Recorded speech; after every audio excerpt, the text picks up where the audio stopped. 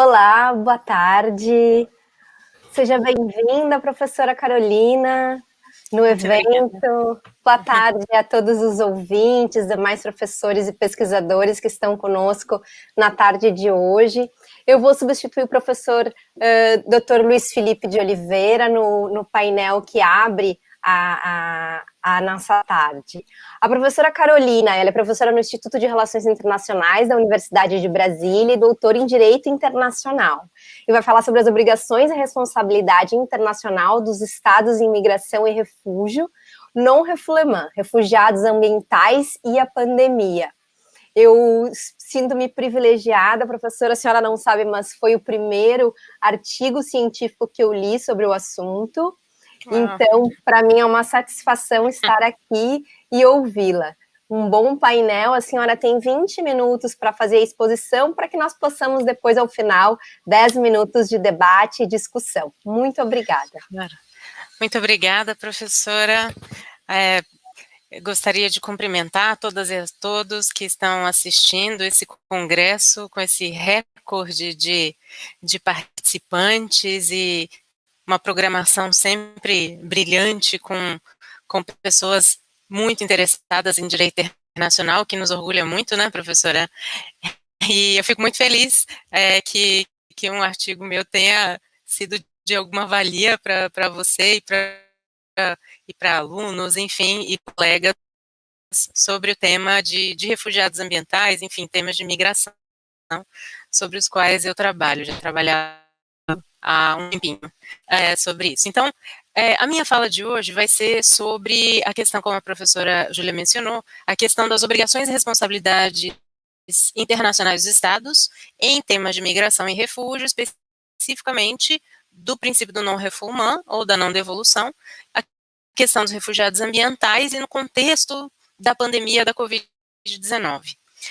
Num primeiro momento, a gente precisa lembrar que refugiados ambientais, eu coloquei até entre aspas, né, no título da apresentação, porque são pessoas que não são reconhecidas como pessoas refugiadas dentro do Estatuto da ONU dentro da Convenção da ONU sobre Estatutos de Refugiados de 1951 e nem do seu protocolo de 1967. O que nós temos hoje é um reconhecimento da existência dessa categoria jurídica, dessa categoria de pessoas que migram por motivos ambientais, de início rápido, de início lento, mas em documentos internacionais não vinculantes. Então, nós temos alguns documentos internacionais regionais não vinculantes. Nós temos também, e aí eu abro um pouquinho mais para falar rapidamente sobre o tema dos refugiados ambientais, ou migrantes ambientalmente forçados, ou migrantes ambientais, como queiram falar, de que no plano global nós não temos nenhum instrumento internacional que reconheça e que proteja essas pessoas. No plano global, no direito internacional global, num aspecto vinculante. O que nós temos, sim, são algumas declarações, alguns documentos internacionais que não têm força vinculante perante o direito internacional. Então, não gera obrigação jurídica inicialmente para os estados. Claro que há outras formas, né, do Estado adquirir obrigações e, com isso, também responsabilidade de direito internacional. Mas, então, só para explicar um pouquinho, e nós temos 2 acordos regionais que falam sobre a perspectiva dos refugiados ambientais, e temos a crescente legislação doméstica de vários estados que já tratam como refugiados do clima, como migrantes ambientais ou como migrantes em situação de necessidade humanitária. Então, há um leque já de tentativas de proteção e, na minha opinião, que, enfim, estudo esse tema já há algum tempo, acho que todas essas formas são válidas, desde que elas, de fato, tragam, né, algum benefício direto para a recepção e para a proteção dos direitos dessas pessoas que são motivadas a migrar forçadamente por questões ambientais. Então, falando agora sobre as obrigações dos Estados em migração e refúgio, a gente não pode esquecer das fontes do direito internacional lá no Estatuto da Corte Internacional de Justiça, principalmente pensando nas fontes primárias do direito. As normas né, os tratados internacionais, as normas vinculantes que geram obrigações para os estados, também os princípios de direito internacional, os costumes de direito internacional e também, não esquecendo, as normas cogentes ou ius cogens sob a perspectiva do direito internacional. Então, dentro da perspectiva de fontes primárias, claro, secundárias também, conforme seja o caso, também tem impacto na proteção de imigrantes, de pessoas migrantes e refugiadas. Mas o que eu gostaria de lembrar e de pontuar é que as obrigações, elas não só vêm com a assinatura, ratificação, entrada em vigor de tratados internacionais, mas também algo que os estados, entre aspas, esquecem ou, né, tendencialmente esquecem, né, por motivos políticos, que é a questão das normas, não só do costume internacional, e aí, claro, não vai dar tempo de falar sobre a formação do costume internacional, mas principalmente a questão das normas cogentes. E por que eu falo em normas cogentes? Porque o princípio do non-refoulement, do direito internacional das pessoas refugiadas, ou o princípio da não devolução, é considerado uma norma cogente de direito internacional. É considerado um princípio de direito internacional, uma norma, porque está na Convenção de 1951 sobre o Estatuto dos Refugiados, é considerado costume internacional pela prática reiterada dos estados, com a ideia, com a perspectiva de que aquela prática causa uma vinculação jurídica, e também é considerado já há algum tempo como uma norma cogente de direito internacional, o que significa que mesmo os estados que não ratificaram a Convenção de 1951 são obrigados a respeitá-la dentro da perspectiva do non-refoulement. Claro, outros princípios também, não discriminação, etc., mas a questão do non-refoulement que é o que mais cabe aqui nessa perspectiva de pandemia, migração e refúgio. Então, indo para a questão da responsabilidade internacional dos estados, apesar da gente não ter a responsabilidade normatizada, claro, há muitas tentativas, na verdade, desde que a Comissão de Direito Internacional da ONU foi criada, de se estabelecer um tratado que fale sobre a responsabilidade internacional dos estados. Né? Nós temos o projeto que não está em vigor, foi aprovado pela Assembleia Geral, mas enfim, o que é importante aqui que a gente pensar é na responsabilidade, duas formas de responsabilidade: a responsabilidade por ação do Estado com relação a pessoas migrantes, sejam migrantes econômicas, sejam, enfim, ou trabalhadores migrantes, sejam migrantes para fins de estudo, enfim, independentemente da categoria migratória, e pessoas refugiadas ou solicitantes de refúgio, incluindo dentro do refúgio aquelas pessoas apátridas que estão em situação de refúgio. É importante a gente pensar que toda essa questão das fontes e da responsabilidade por ação também é aplicada diante desse quadro, desses sujeitos do direito internacional. Então, um Estado, por exemplo, quando ele repatria ou deporta, ou seja, ele aplica medidas compulsórias contra pessoas migrantes e refugiadas, há problemas, então gera responsabilidade de direito internacional quando o próprio direito internacional não permite que esses atos ocorram, como, por exemplo, na questão das pessoas que são solicitantes de refúgio ou refugiadas e pessoas apátridas em situação de refúgio. Então, isso gera uma responsabilidade por ação do Estado. A questão do encarceramento, que a gente vê bastante, né, falar nos Estados Unidos, mas também vários outros países do mundo, há um observatório na Europa que fez um mapeamento muito interessante e bastante completo sobre todas as formas de prisão de pessoas migrantes, e a maioria delas pela própria condição migratória. Né? A ideia do imigrante indesejado revestido de imigrante indocumentado no Estado. Então, essa questão do encarceramento, né, de solicitantes de refúgio, de pessoas refugiadas, e a gente vê, né, ou escuta falar muito dos Estados Unidos, mas não só Estados Unidos, enfim, Austrália, em campos de detenção offshore, enfim, há uma série também de de discussões aí dentro desse tema. Então, por um lado, nós temos a responsabilidade do Estado por ação, uma ação que contraria o direito internacional dentro da normativa sobre migração e refúgio. E principalmente aqui sobre o refúgio, porque dentro do direito das migrações internacionais ou direito na mobilidade humana, a parte mais desenvolvida é o direito de asilo. O direito de asilo é dividido em duas sub-áreas, que é o asilo propriamente dito, o asilo político e o refúgio.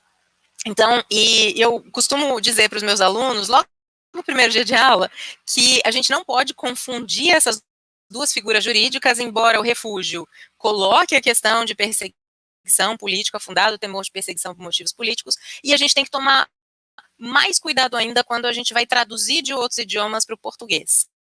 Então, seja do francês, seja do inglês, enfim, então lembrar que as nomenclaturas às vezes não dizem o que significa aquele instituto jurídico para nós, e há um monte dessas no tema de migrações, né? Então, a responsabilidade por ação e, por outro lado, a responsabilidade por omissão, né? A responsabilidade por omissão, por exemplo, numa situação em que a guarda costeira italiana ou, enfim, a guarda costeira australiana vê de longe, fica nos limites do seu mar territorial e vê de longe, ou às vezes não tão longe assim, barcos, né, os boat migrants, barcos de pessoas migrantes, geralmente em fluxos migratórios mistos, em que você encontra migrantes econômicos, encontra pessoas apátridas, principalmente se a gente for olhar, né, na Ásia e Oceania, mas, claro, também em outras partes do mundo, né, também em casos na África de apatridia e migração relacionada a esse tema, e também, enfim, solicitantes de refúgio e pessoas refugiadas. Há uma série, então, de categorias migratórias ali envolvidas. Nesse sentido, então, eu quero lembrar a vocês a questão da responsabilidade do Estado. Ação que viola o direito internacional diretamente porque o Estado agiu no intuito, né, o Estado, diga-se os agentes estatais, no intuito de violar aquele direito, seja um direito que é imposto pelo Estado por meio do tratado internacional, por meio de princípios, costumes de direito internacional, ou por meio das normas cogentes de direito internacional, entre elas o non-refoulement. E a responsabilidade por omissão, que também gera danos às pessoas e gera responsabilidade dos Estados. Passando para um segundo ponto, agora, sobre a judicialização da migração e refúgio. Nós temos uma perspectiva nos tribunais internacionais, Corte Europeia de Direitos Humanos, com casos bastante interessantes que falam sobre o princípio do non-refoulement. O primeiro deles a atacar bastante o tema foi o caso Rich-Jammeh, em 2012, mas depois dele vieram outros. Na Corte Interamericana de Direitos Humanos, eu gostaria de lembrar o caso da família Pacheco Tineo contra a Bolívia, em que não apenas houve a violação do princípio da não devolução, mas também houve a violação do direito de acesso ao procedimento administrativo. Isso é extremamente importante, do procedimento administrativo para a solicitação do reconhecimento da condição de pessoas refugiadas. Isso é extremamente importante no próximo caso que eu vou dizer, que é a questão do Brasil. Né? A gente, enfim, com a pandemia da Covid-19, com todas as situações que todas e todos estão vivendo nesses últimos meses, há um fechamento de fronteiras por questões sanitárias, mas também um fechamento de fronteiras por questões políticas, por questões discriminatórias, que são revestidas da preocupação sanitária. Por favor, não digo que as questões sanitárias não são importantes, elas são imprescindíveis.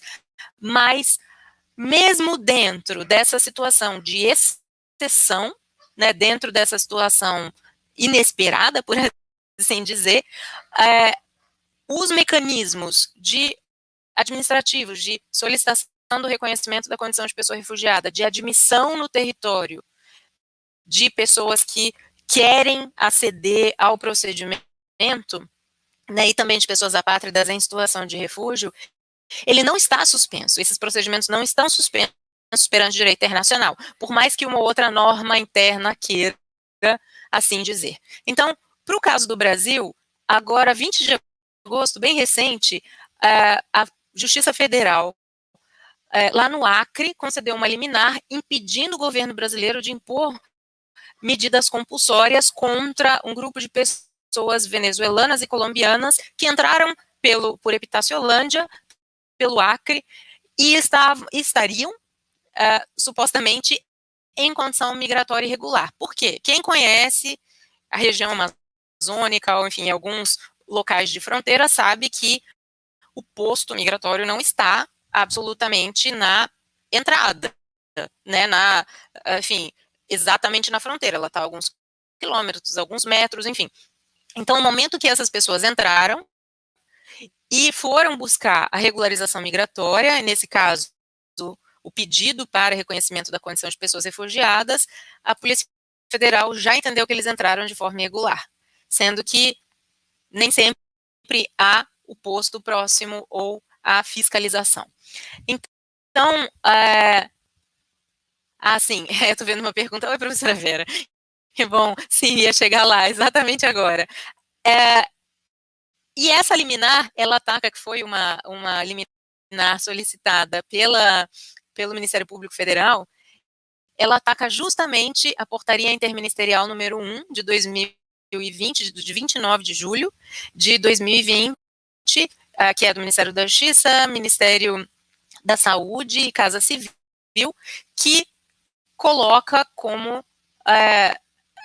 enfim, como situação diante da pandemia do novo coronavírus, o não acesso aos trâmites administrativos de solicitação do reconhecimento da condição de pessoas refugiadas.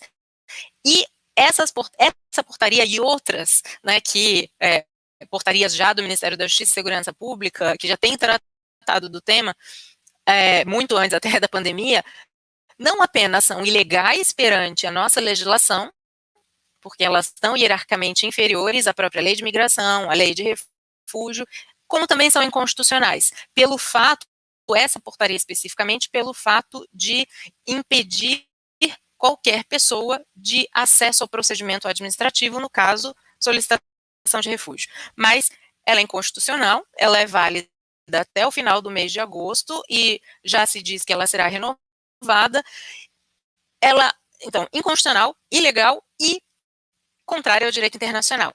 Ela gera, a partir do momento em que há uma família ou uma pessoa que sofra danos em relação a esse impedimento, gera uma responsabilidade internacional para o Brasil. Né? Lembrando que o Brasil faz parte do sistema interamericano de direitos humanos, enfim, do sistema, né, de tratados do Comitê de Direitos Humanos da ONU, enfim, né, pelo menos por enquanto. Então, e por que eu mencionei o caso Pacheco-Tineo? Porque a Corte Interamericana, nessa mesma ideia, impediu, né, esse impedimento é contrário ao direito internacional, no caso regional, ao Pacto de São José da Costa Rica, e obviamente, se a gente olhar pela legislação nacional, pela legislação doméstica, bem. Então, esse é um ato bastante preocupante, né? Até o Caio Gustavo está dizendo aqui que o termo inabilitação para o pedido de refúgio é extremamente lacunoso, com certeza, Caio, porque, enfim, há uma tentativa de utilizar frases lacunosas, né, para justamente colocar em prática o que o governo, que gestores querem. E não estou dizendo desse governo especificamente, mas de qualquer governo, em qualquer lugar do mundo, né? Como a gente sabe, a linguagem, ela pode ser muito benéfica, mas também bastante maléfica, partindo-se de como ela é interpretada pelo gestor público.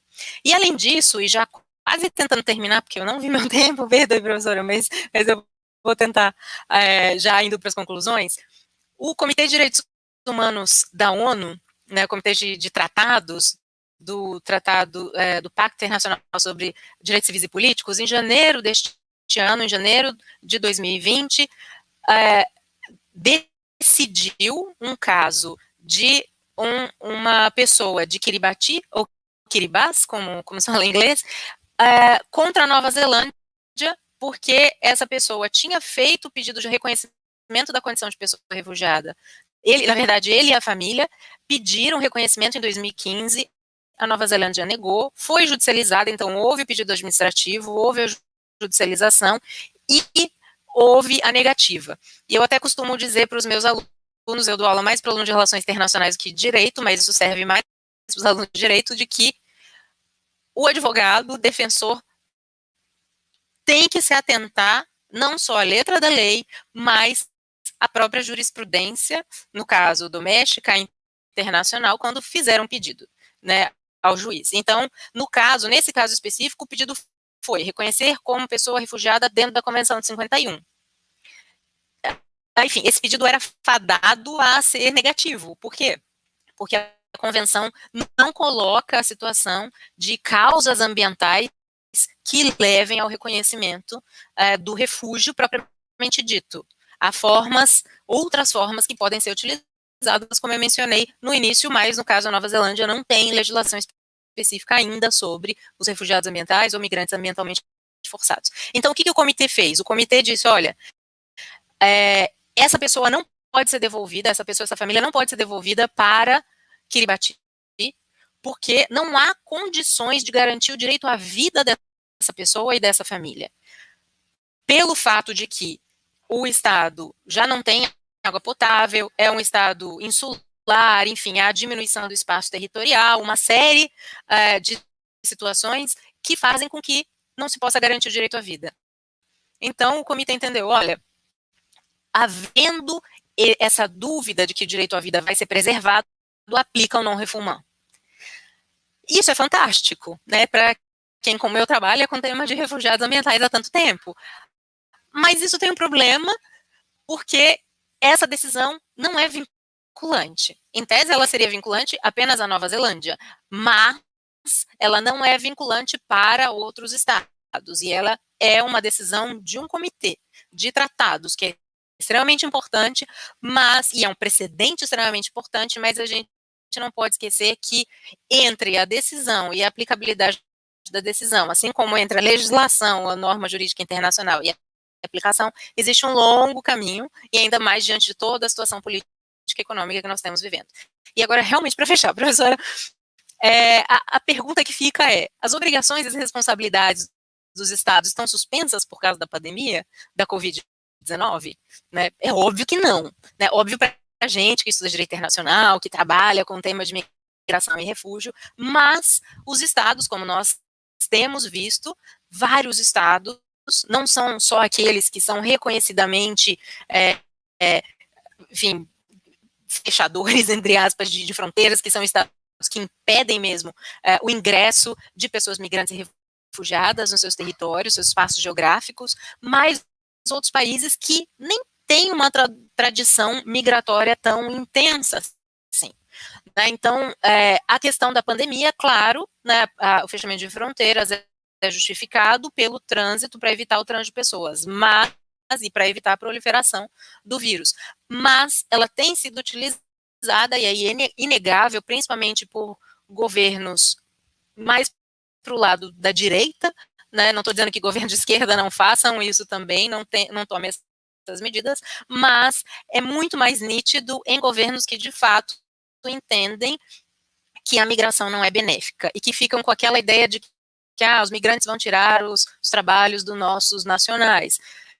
Sendo que se qualquer pessoa, eu desafio qualquer gestor, qualquer político a procurar, qualquer pessoa que fale nisso, a procurar pesquisas que vão mostrar, e há centros de pesquisa excelentes, Migration Policy Institute é um deles, que demonstram por A mais B a Z que a migração ela é benéfica para o país. Né? E, claro, toda aquela perspectiva da OIM de gestão das migrações, enfim.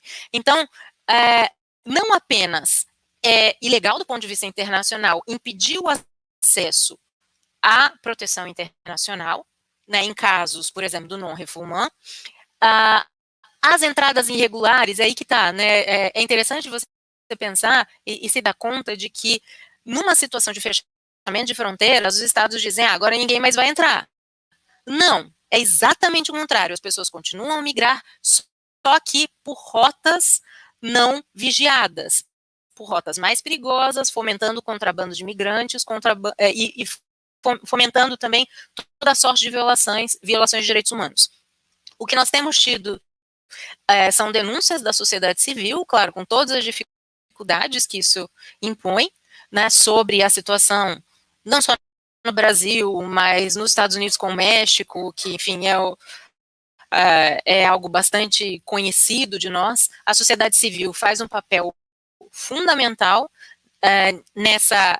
na perspectiva de denunciar ou de se atentar, e também se atentar a esses fatos. Os organismos internacionais, por mais que tenham todo o cuidado político com o governo pela questão do assessoramento, também têm, enfim, ficado literalmente de olhos abertos nessa questão, mas também há uma dificuldade de fiscalização e há também falta de dados, né? Eu não estou dizendo Brasil especificamente, embora a gente saiba que há falta de dados no Brasil, mas há falta de dados e transparência de vários governos com relação a quem tenta entrar ou a quem, enfim, eventualmente faz o pedido de reconhecimento da condição de pessoa refugiada. E se a gente for olhar para o nosso lado no Brasil, a gente percebe que, de fato, houve uma diminuição muito grande do pedido de reconhecimento de pessoas refugiadas nos últimos meses, né, por conta da pandemia, e isso está ligado não a pessoas que não entram, né, muito mais a dificuldade de acesso aos procedimentos administrativos. E também lembrando, e aí minha última fala, é que a jurisdição dos tribunais internacionais, tribunais domésticos, também não está suspensa com a pandemia. Então há uma dificuldade maior, há muitos desafios, mas é importante a gente se dar conta de que as obrigações permanecem, direitos também, mas obrigações dos estados, enfim, de todos os sujeitos do direito internacional. O direito internacional continua funcionando, as cortes continuam funcionando, e esses temas são extremamente sensíveis e mais relevantes do que nunca numa situação tão diferente que nós temos vivido. Obrigada, desculpa, eu acho que eu devo ter ultrapassado meu tema, mas eu agradeço. Professora, passamos um pouquinho, mas valeu muito a pena. Muito obrigada pela vossa exposição. Convido a todos para pesquisarem nos repositórios os artigos, enfim, o trabalho da professora Carolina, que muito me ajudou nesse meu início de pesquisa. E, professora, infelizmente nós não vamos ter tempo para as perguntas, mas existem perguntas no chat. Se a senhora puder continuar conosco, acompanhando pelo link do YouTube, responder os colegas pesquisadores e professores, e, obviamente, ler os comentários positivos pela exposição, por favor. E agora eu gostaria de dar as boas-vindas para o painel que vem. Obrigada, professora. Painel muito que vem, que vai ser presidido pelo professor Leonardo Subtil, que foi meu professor lá na URGS. É uma honra dar início a esse painel, juntamente com o professor Paulo Edivandro da Costa Pinto. Professora, mais uma vez, obrigada e bom evento a todos.